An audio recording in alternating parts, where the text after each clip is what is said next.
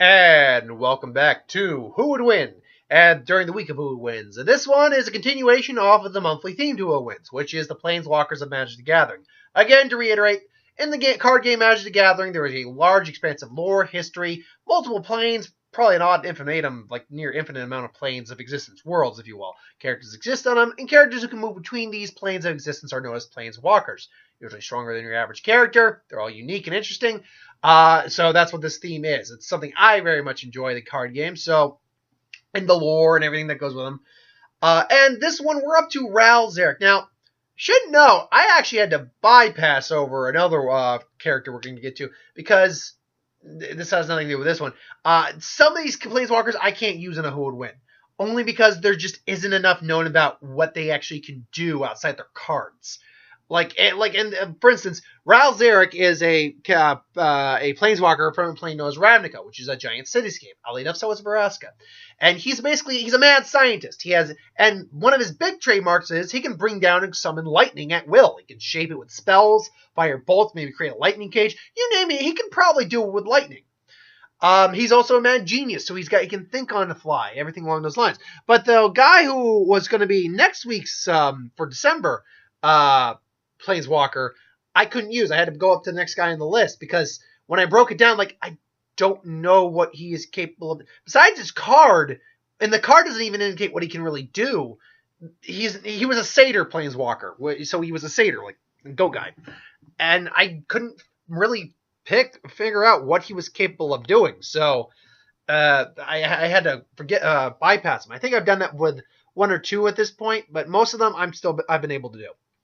So anyway, when a character who can control, summon, and manipulate lightning, I pretty much want, or electricity, I wanted to pick a character to go up against them who can do the same. And now I wasn't going to go with a character who was made of electricity, Sambo or Sabu, the guy from One Piece who ate the lightning on me, basically the electric fruit, the made living electricity. I wasn't going to do that because that's just not a fair match. He's living electricity. I had to use someone who could basically do the same thing. Some electricity, but it was still human and could be hurt by the same thing. And I chose actually someone who I'm surprised with the characters like this that I've had them on here. Is Candice Catnipp, or Sternritter T from the Bleach manga. Now, the Sternritter are a group of humans known as Quincy's who are spiritually aware, have spiritual capabilities, and the Sternritter were a select group. Then I already did a whole month, so the monthly Who Would Wins with these characters, so I know how to use her effective or talk about her effectively. As I was saying, who the Sternritters were a group of Quincy who had special abilities all corresponding to a letter of the alphabet. This one's particular was T for the Thunderbolt. Candice can create and control and project lightning bolts. She can calmly generate lightning from her hands and points in the direction she wants it to project. So essentially, her lightning still only moves in a straight line. She can conjure lightning bolts of significant power from the sky to attack targets, causing considerable damage to the area, kill multiple Shinigami, and even injure Kenpachi Zoraki, or incapacitate and injure, which that's a tall task to do, so it's impressive you could do that. Granted, the man was already injured when she did that, but still. She can jump. Basically, she can dodge. Lightning jump is an ability. She can dodge attacks and shift her body into lightning and move a short distance to get around attacks. So she can move like lightning. Literally turn herself temporarily into lightning. She already has super speed anyway, though. Enhanced physicality. Let's see here. Her Highland Bogan, which is basically an arrow of spiritual energy. And a Galvano Blast fires a powerful 5 gigajoule blast of electricity at her opponent. She claims the attack possesses the power to turn a target to dust, though whatever. Her Volstagg, or super form, or like an angelic form as well, basically creates 6 bolt-edged lightning wings on her shoulder. She also has a little halo crown on her. She can fly using those, use those as lightning swords, throw them like javelin, and electrocution. She points upward with her arm, causing a huge column of electricity to surge around her. She concentrates this electricity into her arm, with some of it radiating for her eyes before throwing at an opponent in form of a massive electrical blast. She's, however, very hot-headed and very ill-tempered, so she's easy to take advantage of in that sense in a fight. So as this fight breaks down, let's assume that the Quincy's have invaded Ravnica somehow. That'd be a cool one to do, actually. Do what ifs or who would wins or what ifs. Yeah, still, if they invaded planes of magic. That's a cool concept.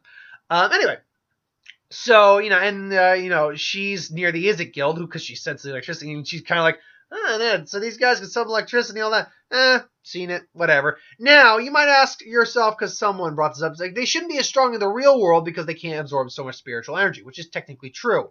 But given the fact that the magic worlds deal with the concept of mana, energy from the surroundings, absorbing it, I think an exception could be made in this circumstance. That she can feel the mana, and he's like, she's like, It's like, I gotta say, I gotta like the environment. And then all of a sudden she hears, thank you, thanks. We're very proud of it ourselves. And she sees Ral there just kind of sitting back. He's like, and now who are you? I'm Sternritter T, Candice Catnipp. And he goes like, Ral Zarek, the Izzet Viceroy.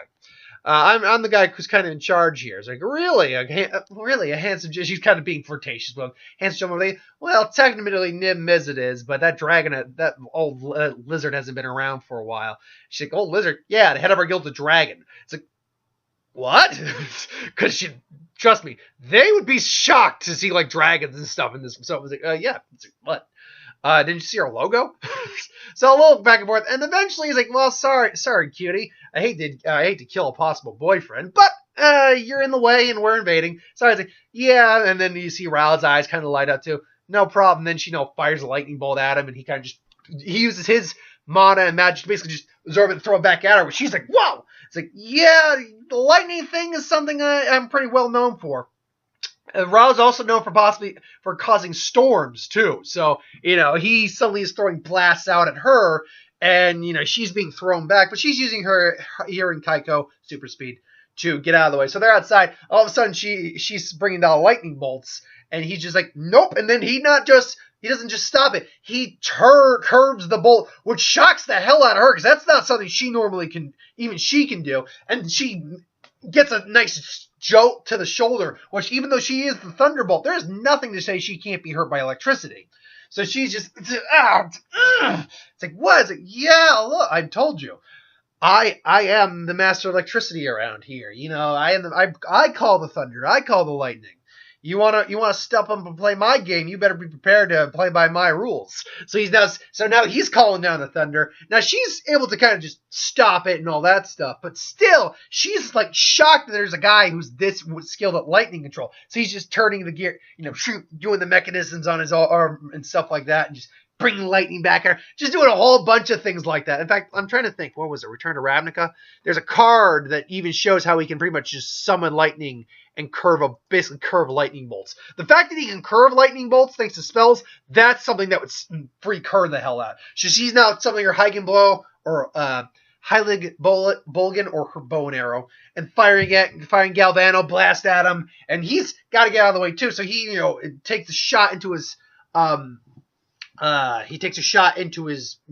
the mechanism on his back, which takes some damage, but is also powered up by it, so he fires it right back at her. She's now getting really pissed and a little nervous, so she goes full Quincy Volstagging, pulling out the forms, and even he's looking at us like, my God, you're sexy right now, but now, do we really have to fight? Can we maybe get a bite to eat or something? Like, seriously. Like, I could see these two really kind of hitting it off if she wasn't such a hot-headed character. Like, start your slash fix now, fans! Ship this pairing! Ship that pairing! I will bring in the ship to the harbor! You can ship it back! Anyway, that didn't make any sense, but you know what I'm saying. So, it's like, yeah, it's like, yeah, thanks, honey, but it's like, but I don't think we'd really worry. She pulls off two of the blades, and he's seeing her hold lightning in her hand like a sword, and he's even says like, whoa! And then she comes in, super speed, and now he's got, and he takes a electrical blast to his like gauntlets and things along those lines, which cuts through. Luckily, he's able to kind of throw it back in her face. Boom, they're both cindering. He's now feeling his machinery start to waver. He's like, oh crap. So he's now realizing I gotta capitalize on her on something here. She's hot-headed. She's all this, and now he starts to poke at her. He's like, oh come on. And what is? I thought women could be just as strong. He starts to like poke fun at the fact that she's a girl versus a guy. She just can't handle it, and he's just letting her get angrier and angrier until basically he can corner her in an area where he can get the advantage. And it's like she's like fine, or so she would say something along the lines of, And you know what? You would actually make a terrible boyfriend. He goes against the law of the Quincy's. And anyone who goes against the law is going to be is going to have to face electrocution. And then, you know, she brings down the massive energy blast and fires at him. And Ral's just like, he's tired out at this point. But he's in an area in the Izzet where there's a lot of machinery. So he pulls out both his arms, gets his eyes starting to glow. He's like, I'm ready. It's like, I'm ready for you. Come, bring it on, beautiful. And, you know, she's like, boom, blast it. And he's just charging his mana to the fullest. And, you know, there's a giant explosion of Howard's like, gotcha. She's a little huffing and puffing at this point. Howard, then she's like, what? And then the lightning's just all going into all the machinery and his hands and the equipment. His machine's not working at his over capacity and starting to smoke. But he's like, I got one last thing to share with you from one lightning user to another. The end result is always the most shocking. Terrible pun, I know, but I don't write scripts for these. I'm doing this on the fly when I do this. So, you know, he suddenly just, she realizes she's in some sort of turbine, like, hallway, and all the electricity starts just zapping all. She's able to dodge a couple of them, but then starts getting it's on. And while her wings aren't affected, she is being hit by all this electricity, and he's turning up the voltage and turning up the joules and everything like that. And he's just frying her, and basically his machines are now his entire like pack is just done, fried. I think he could probably still manipulate it without the pack, but I know the pack certainly helps. And she's not dead, but she's very badly burnt. So yeah, God, whatever. And then she still kind of gives him a grin, like, why do we? Why is like? She kind of like does one like little last flirtatious like smirk, and I was like, damn it. And kind of just passes it. Just completely knocked out. Not dead, but knocked out. And Ral's just like, and brings her back. Probably would bring her back for study and stuff like that. And maybe take her to the Semic to see what her biology's like and all that crap. But yes, Ral's going to win this. Now, in terms of a straight-on fight, I would give it to Catnipp. Like, pure physical fight with abilities included, I would give it to Catnipp. She's just the more physically enabled, physically inclined, physically capable fighter of the two of them. However, what Ral has over her, basically anything she can do with electricity, he can do, and better. There's no joke about it. Because of the way Izzet work, and because of the way just magic works in Magic the Gathering, how spells can work, the limitations of lightning and what you do with a spell is really up for your imagination. And when you're basically a genius inventor, your imagination is near limitless. I'm looking up this card right now that shows this. So, I mean, I can't bring it up on screen, obviously, but you can look this card up, look a couple cards up to know what I'm talking about when I say these things. Let's see here. So, yeah,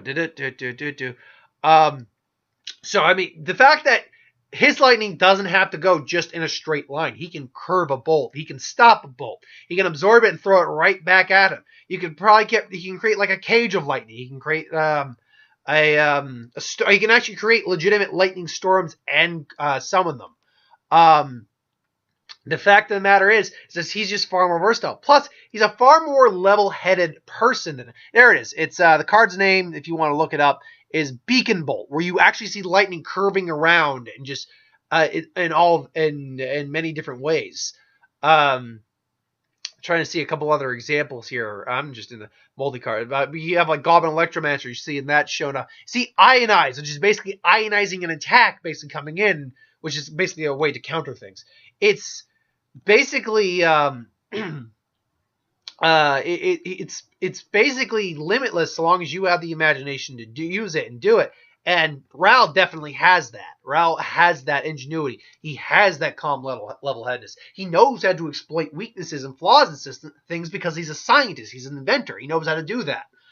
And he would know how to, in the scenario that makes most sense, he would know how to lure her in an area where he would have the advantage.